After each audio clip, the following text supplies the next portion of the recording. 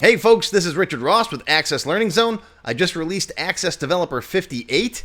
In this course, we're taking the Kanban board we built in the Tech Help series and transforming it into a fully dynamic developer quality application with configurable layouts, runtime positioning, mouse events, and true drag and drop functionality.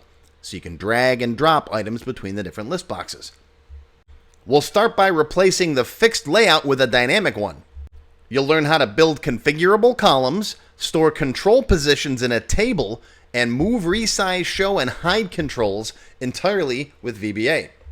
Next, we'll polish the interface by tracking active columns, automatically centering controls, hiding unused list boxes, resizing the form, and adding safety checks so everything adjusts itself cleanly at runtime. Then we'll build the brains behind the drag and drop.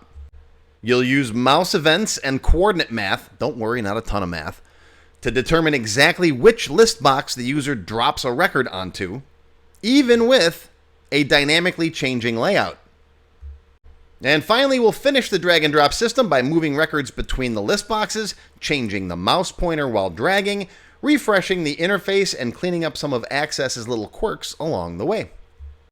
By the end of this course, you'll know how to build a professional Microsoft Access interface that dynamically rearranges the controls and supports real drag and drop behavior, techniques you can use in all kinds of your own projects.